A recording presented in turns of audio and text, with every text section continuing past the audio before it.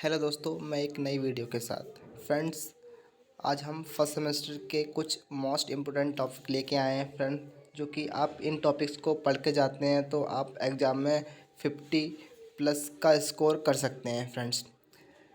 50+ आप 100% मैं कह सकता हूँ, आप ये टॉपिक पढ़ के जाते हैं तो आप बीएससी में फर्स्ट सेमेस्टर में 50+ मार्क्स गेन कर सकते हैं फ्रेंड्स। तो फ्रेंड्स, मैं इस वीडियो को बनाने का मेरा यही पर्पस है फ्रेंड्स। मैं आपको बता दूं कि इस वीडियो के लिए मैंने बहुत टाइम तक रिसर्च करी है। फिर उसके बाद मैंने सोचा कि बच्चों के लिए कुछ इम्पोर्टेंट टॉपिक बनाया जाए जो कि हमारे यूनिवर्सिटी में पेपर में आ सके, और जो बच्चों के लिए इम्पोर्टेंट है वही मैं आज इस टॉपिक में कवर करा रहे हैं। कुछ टॉपिक्स हैं हमारे छोटे, ज़्यादा बड़े नहीं। 25 नंबर में आपको पता ही है पेपर का पैटर्न चेंज हो चुका है, तो आपको देखो शॉर्ट में तो 10 क्वेश्चन करने हैं जो 2 मार्क्स के हैं, और आपके वेरी शॉर्ट लॉन्ग में हमारे कितने करने हैं, हमें 2 करने हैं। 4 आते हैं उसमें, वो हमारा 15 नंबर का है। और लॉन्ग में आपको पता ही है हमारा, जो कि 25 नंबर में हो चुका है। 3 प्रश्न आते हैं और आपको उसमें से 1 प्रश्न करना होता है। तो 30 और 15 आपके हो जाते हैं हमारे कि 55 नंबर। 55 और बाकी 20 वो, तो 75 नंबर का हमारा पेपर हो जाता है फ्रेंड। तो मैं ज़्यादा नहीं, इस आपको ये वीडियो आप देख के जाते हैं और ये आप पूरा लर्न कर लेते हैं तो आप कम से कम 50+ नंबर गेन कर सकते हैं बोर्ड में। ठीक है फ्रेंड, तो मैं ज़्यादा समय ना लेता हूँ, वीडियो को स्टार्ट करते हैं फ्रेंड्स। हमारा पहला टॉपिक है कि हमारा टॉपिक है कि फ्रेम ऑफ रेफरेंस क्या होता है फ्रेंड। तो हमें पता होना चाहिए कि फ्रेम ऑफ रेफरेंस क्या होता है फ्रेंड्स। हमारा पहला चैप्टर है सेकंड पार्ट्स में कि फ्रेम ऑफ रेफरेंस क्या होता है। तो फ्रेम रेफरेंस वह एक बॉडी, कोई भी एक मोशन करता हुआ एक बॉडी ले लेते हैं। यहाँ पर फ्रेंड मैंने और कुछ लैंग्वेज लिखी, मैं आपको ऐसे सिंपल बताता हूँ कि माना कि किसी बॉडी को जो मोशन करती है बॉडी, उसे हम कैलकुलेट करते हैं तो हमें उसमें एक रेफरेंस की आवश्यकता होती है। रेफरेंस का मतलब क्या फ्रेंड्स, आपको पता है रेफरेंस का मतलब जो स्वतंत्रपूर्ण हो। ठीक है, रेफरेंस तो मैंने यहाँ पर वही डेफिनेशन लिखी। ठीक है, तो लिखा है मैंने यहाँ पर कि यदि हम किसी बॉडी के मोशन को कैलकुलेट करें तब हमें एक रेफरेंस की आवश्यकता होती है। अतः वह सिस्टम जिसके रेफरेंस में हम किसी बॉडी के मोशन का कोऑर्डिनेट करते हैं उसे उस बॉडी का फ्रेम ऑफ रेफरेंस कहते हैं फ्रेंड्स। कहने कोऑर्डिनेट का मतलब क्या है। कोऑर्डिनेट्स मैंने यहाँ पर एक बनाया कि एक हमने एंगल बनाया। ठीक है, मैंने ये एक एंगल बना लिया। उसके बाद मैंने हमारा एक वाई, आपको बताइए ये हमारा एक्स हो जाएगा, ये वाई हो जाएगा, ये हमारा जेड। अब मैंने यहाँ पर कोई पॉइंट, यहाँ पर ओ है मेरा, तो पॉइंट मैंने यहाँ पर एक डायरेक्ट इसके सटीक करेक्ट कर लिया यहाँ पर। तो ये पॉइंट मैंने क्या मान लिया, पी। अब पी दोनों एक्स, तो यही क्या होगा हमारा, एक्स भी होगा हमारा, वाई भी होगा और जेड भी होगा। ठीक है, जेड भी होगा ये हमारा। ठीक है, ये होगा, ये हमारे कोऑर्डिनेट्स। तो यही तो हमारे क्या है, कोऑर्डिनेट्स। तो यही तो कह रहा है यहाँ पर। अतः वह सिस्टम जिसके रेफरेंस में हम किसी बॉडी के मोशन का कोऑर्डिनेट करते हैं उसे उस बॉडी का फ्रेम ऑफ रेफरेंस कहते हैं। ठीक है फ्रेंड्स, अगला नेक्स्ट टॉपिक देखते हैं हमारा क्या है। नेक्स्ट टॉपिक हमारा कि नेक्स्ट टॉपिक है कि हमारा इनर्शियल।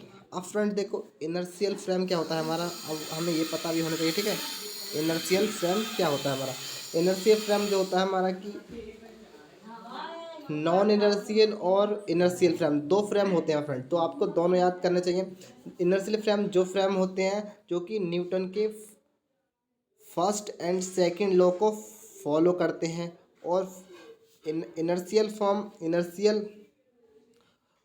फॉलो करते हैं। और ये हमारा है वे फ्रेम जो रेफरेंस ऑफ न्यूटन के फर्स्ट एंड सेकंड लॉ को फॉलो करते हैं, इनर्शियल फ्रेम कहलाते हैं। और नॉन इनर्शियल फ्रेम वे कहलाते हैं जो ओनली सेकंड लॉ को फॉलो करते हैं फ्रेंड। ठीक है, तो अभी हम सेकंड लॉ भी पढ़ेंगे, उसके पहले हम इनर्शियल फ्रेम ऑफ रेफरेंस पढ़ लेते हैं। ठीक है फ्रेंड्स, तो मैंने यहाँ पर वही डेफिनेशन लिखी, देखो क्या लिखा है कि वे फ्रेम के हिंदी में लिखा है वे फ्रेम ऑफ रेफरेंस जो न्यूटन के फर्स्ट एंड सेकंड लॉ को फॉलो करते हैं इनर्शियल फ्रेम ऑफ रेफरेंस कहलाते हैं।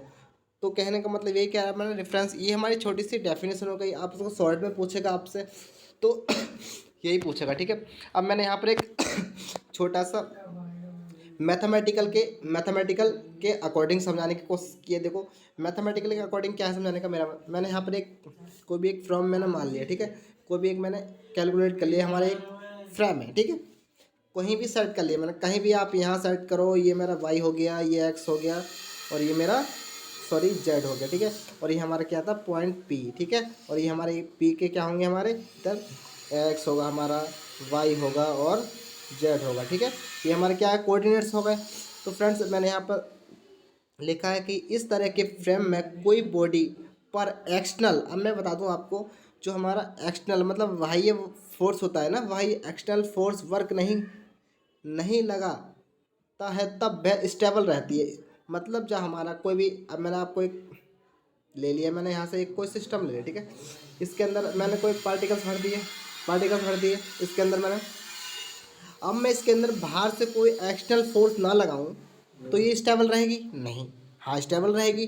बट और मैं इसके अंदर बाहर से कोई फोर्स लगाऊं तो स्टेबल रहेगी, नॉन स्टेबल रहेगी फ्रेंड्स। तो यहाँ पर देखो वही लिखा है, इस इस तरह के फ्रेम में कोई बॉडी जिस पर एक्सटर्नल फोर्स वर्क नहीं लगे तब वह स्टेबल रहती है। या अब मैथमेटिकल समझते हैं इसे हम, माना कि कोई बॉडी पर कोई एक्सटर्नल फोर्स वर्क नहीं कर रहा है, मतलब वर्क नहीं कर रहा है हमारा, माना किसी हम बॉडी ले ली हमने, ये बॉडी ली हमने, ये उस पर कोई भी एक्सटर्नल फोर्स बाहर से नहीं लग रहा है, तो वो क्या, बॉडी स्टेबल रहेगी। और फोर्स लग रहा है तो नॉन स्टेबल रहेगी, तो क्या रहेगी हमारी, स्टेबल, ठीक है, स्टेबल, ठीक है। स्टेबल का मतलब क्या है, वर्क नहीं कर रही है, ठीक है। ये लिखा है मैंने, बॉडी रेजिस्टेंस नहीं कर रही है। तो हमारा आप दो फॉर्मूला क्या होता है, F=ma होता है, हमें पता ही है आपको। और Fm, और हमें F= क्या रखना है, F= रखना है, हमें इक्वल टू रखना है 0। तो अब और A= क्या होता है हमारा, 0 होता है, ये भी क्यों, ये हमारा क्या एक्सीलरेशन है, पता ही है आपको, त्वरण, ठीक है। अब हमारा, अब इसका डिफरेंशियल करेंगे हम इसका, तो dr एक होता है हमारा, ये भी तो हमारे 0 के अकॉर्डिंग होता है, टी डिफ्रेंशिएट करेंगे तो उसका ये भी तो हमारे 0 के अकॉर्डिंग होगा, यही होगा। अब हम रख लेते हैं यहाँ पर, तो dx की जगह हम क्या रख सकते हैं फ्रेंड्स, तो dx =x2 dt/t² = dy। तीनों कोऑर्डिनेट्स क्या है हमारे, 0 है, तो 0 क्या होता है, शून्य कोऑर्डिनेट, तो एक्सटर्नल कोई फोर्स लगा ही नहीं रहा है, तो हमारा क्या हो गया, एक्सटर्नल फोर्स हो गया। तो हमारा, तो अभी कह सकते हैं हम क्या होता है हमारा, 0। तो अभी कह सकते हैं हम इनर्शियल फ्रेम ऑफ रेफरेंस कह सकते हैं मैथमेटिकल, या आप डेफिनेशन से याद कर सकते हैं, या मैथमेटिकल भी समझ सकते हैं फ्रेंड्स, ठीक है। नेक्स्ट चलते हैं अपने नेक्स्ट टॉपिक पे। नेक्स्ट टॉपिक हमारा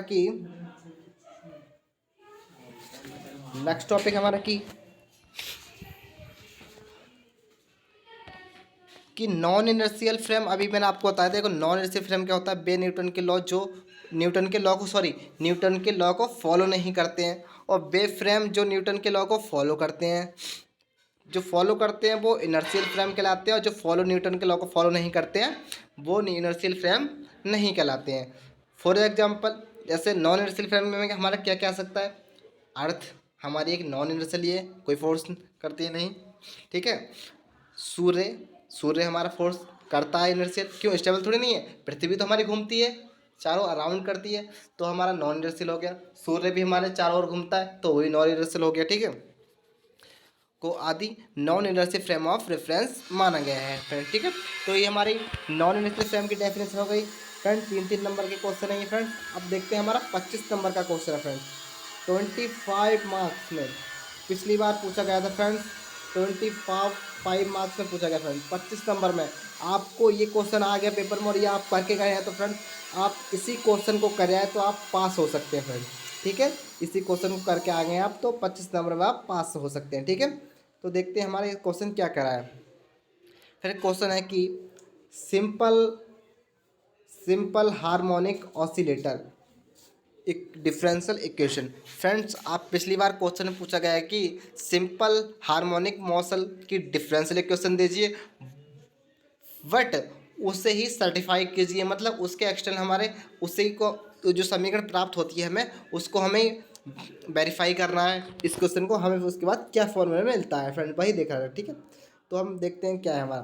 तो फ्रेंड्स मैंने माना कि पहले देखते हैं हम डेफिनेशन क्या होती है हमारी सिंपल ऑसिलेटर की। ठीक है, तो सिंपल ऑसिलेटर की हमारी जो डेफिनेशन होती है फ्रेंड्स मैंने लिखा है यहाँ पर कि किसी कण की दोलित्र गति जो संभावित के दोनों ओर एक ऐसे बल के अधीन होती है जिसका परिणाम विस्थापन के अनुक्रमानुपाती तथा बल की दिशा सदैव सदैव विस्थापन की दिशा के विपरीत है, सरल आवृत्ति गति कहलाती है। फ्रेंड्स अभी ये देखो क्या हमारा फोर्स, अब इसने पूछा था विस्थाप बल के अधीन मतलब बल, हमारा क्या हो गया फोर्स मतलब बल मतलब फोर्स, तो फोर्स एफ हो गया।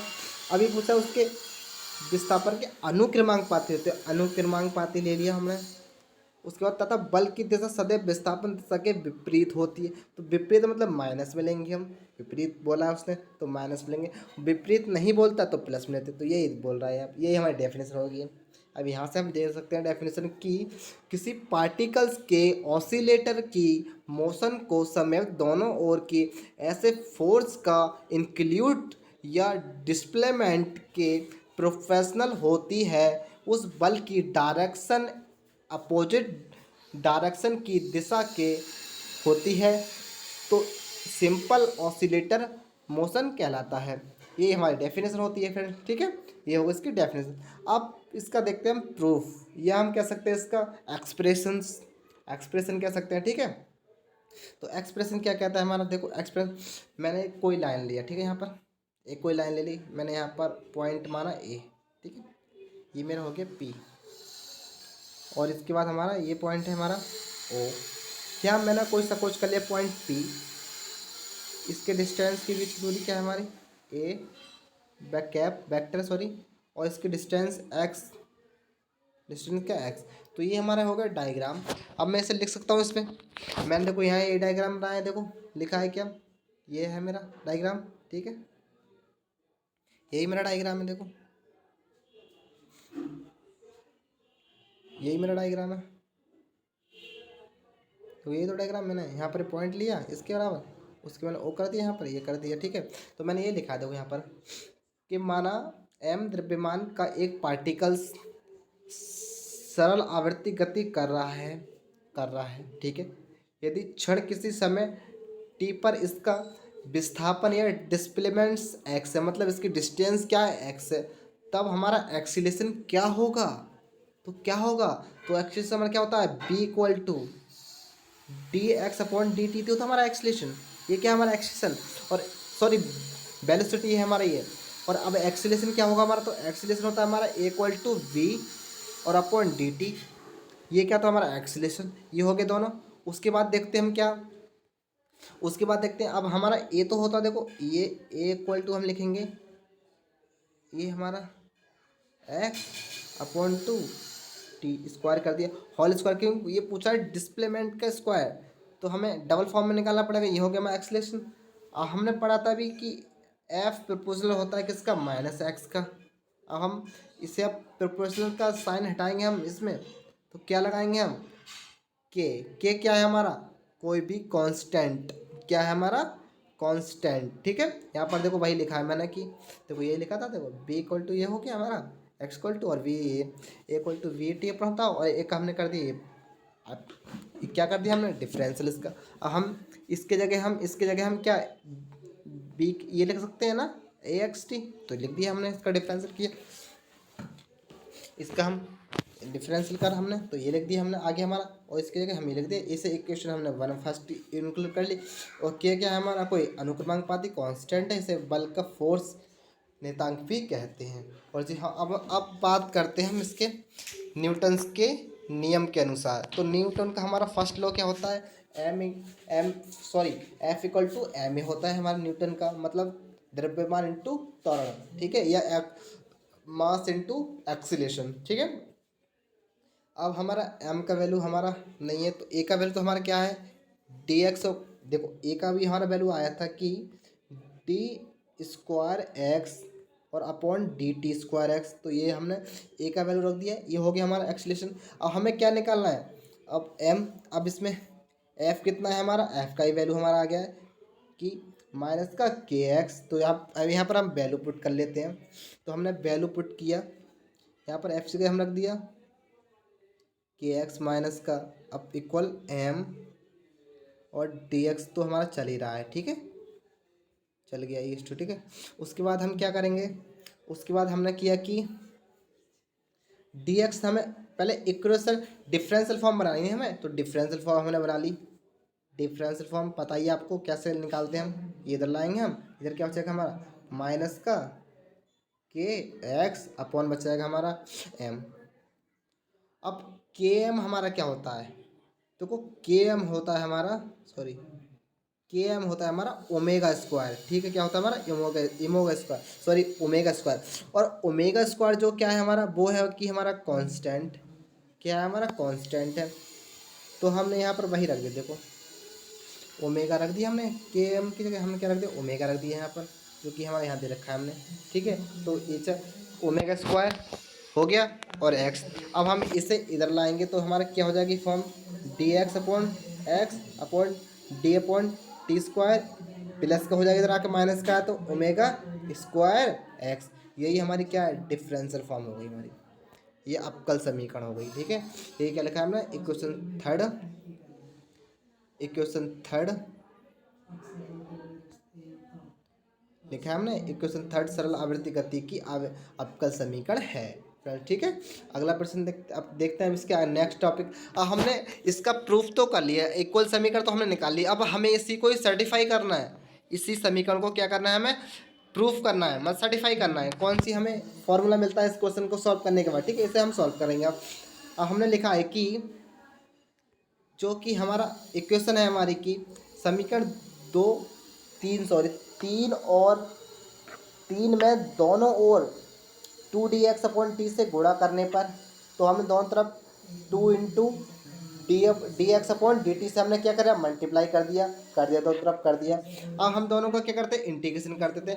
इंटीग्रेशन करने के बाद हमें मिलेगा कि एक्स अपॉन डी टी का होल स्क्वायर, ये हमें इस क्वेश्चन मिलेगा। इधर मिलेगा हमें कि माइनस का ओमेगा स्क्वायर और कैपिटल सॉरी एक्स स्क्वायर और प्लस का ए स्क्वायर। ए क्या है हमारा कैपिटल है यहाँ पर, ए कैपिटल है हमारा कि कांस्टेंट समाकलन नेतांक, या कह सकते हैं हम कांस्टेंट इंटीग्रल्स, ठीक है। ये हमारा क्या है, समाकलन नेतांक, ठीक है। अर्थात अब उसके जगह हमें क्या रखना है, देखो अब हमें ए की वैल्यू निकालनी है, पहले ए निकालना है हमें, एक क्यों इस समीकरण हम पुट करना है तभी तो निकाल सकते हैं। तो हमने माना कि एक्स इक्वल टू लेट कर लिए हम, ठीक है, लेट कि एक्स इक्वल टू हमने माना ए। अब इसका हम डिफरेंशियल करेंगे एक्स के रेफरेंस में, तो a d x upon d t equal to zero, आगे ज़ीरो। अब हम क्या रख सकते हैं, एक्स की जगह क्या रख सकते हैं, ए रख सकते हैं, तो ए रख देते हैं हम पहले एक्स की जगह, और डी एक्स की जगह और D x upon d T क्या रखते हैं, जीरो रख सकते हैं, तो वही किया हमने, रख दिया जीरो स्क्वायर और बस ए रख दिया। अब ए हो गया यहाँ पर, एक्स की जगह हमने ए रख दिया, तो ए स्क्वायर होगा, पहले क्यों हमारा एक्स स्क्वायर, तो ए स्क्वायर हो जाएगा, ए स्क्वायर इधर जीरो तो जीरो माइनस हो जाएगा, इधर प्लस में बच जाएगा। तो ए की वैल्यू क्या है हमारी, ओमेगा स्क्वायर और ए स्क्वायर। तो अब ये हमें रखनी है कहाँ पर, ये रखनी है हमारी D x square upon d T वाले में रखनी है। ए की वैल्यू एक जगह पुट कर दिया, हम चिपका दिया, रख दिया ये एक जगह वैल्यू, ये हो गई हमारी क्या, ये अब एक की जगह हम वैल्यू रख दी, ये मिली हमें एक ही वैल्यू, तो यहाँ पर हमने चिपका दी। उसके बाद ओमेगा देखो स्क्वायर ओमेगा स्क्वायर से कॉमन आ रहा है, कॉमन ले लिया हमने बाहर। उसके बाद क्या किया हमने, इधर स्क्वायर है डी टी का, तो इधर हमने अंडर पहुँच गया, ओमेगा अंडर बाहर आ जाएगा, क्यों स्क्वायर में, तो स्क्वायर में बाहर आ गया। अब हम इधर डी एक्स को उधर पहुंचाते हैं, डी टी को उधर, और एक्स वाला टर्म इधर ले आते हैं, ले आए यहाँ पर हो गया। अब इसका हमें क्या करना है, इंटीग्रेशन कर देना है, तो हम इसका इंटीग्रेशन कर देंगे। इंटीग्रेशन करने के बाद देखो लिखा है मैंने, इंटीग्रेशन करते हैं तो कौन क्या होता है हमारा, एक फॉर्मूला आपने पढ़ा होगा हमारा, तो साइन इनवर्स एक्स अपन ये हो जाएगा हमारा, क्यों ये हमारा डायरेक्टली फॉर्मूला बन गया। और ये हमारा ओमेगा टी, तो टी के रेस्पेक्ट में करना है, तो टी आ गया प्लस और फाई। अब फाई क्या है यहाँ पर, कोई इंटीग्रल का दूसरा समाकलन है हमारा, क्या है हमारा, सेकंड समाकलन हो गया हमारा, ठीक है, नेतांक। अगला देखते हैं हम, तो अब उसके बाद हो गया, अब हमें साइन को उधर पहुंचा दिया, उधर हो गया, तो यूनिवर्स में था इधर, तो उधर साइन इधर खाली यूनिवर्स बिना उसके जाएगा, तो ठीक है। अब ए को उधर पहुंचा दिया, तो ए अब क्या होनी हमें समीकरण ये निकल के आई हमारी, x equal a sine omega t plus five, यही हमारी क्या है फाइनल इक्वेशन निकल के आई है, पूरा प्रूफ कर किसकी, एस एच एम कह सकते हैं आप, ठीक है, इसे एच एच एम, ठीक है। क्या है, सिंपल हार्मोनिक मोशन, या हम सिंपल हार्मोनिक ऑसिलेटर भी कहते हैं इसे, ठीक है फ्रेंड्स, ठीक है। अब देखते हैं हम अपने नेक्स्ट टॉपिक के फ्रेंड्स। आप ये टॉपिक कर जाते हैं और एग्जाम में आ जाते हैं तो आपको 25 नंबर का क्वेश्चन मिलता है, ठीक है। तो आप इस क्वेश्चन को कर जाते हैं तो आप इस क्वेश्चन से पास हो सकते हैं फ्रेंड्स, ठीक है। अब देखते हैं अपने नेक्स्ट टॉपिक की तरफ क्या चलता है। नेक्स्ट टॉपिक हमारा क्या है फ्रेंड्स, नेक्स्ट टॉपिक है हमारा कि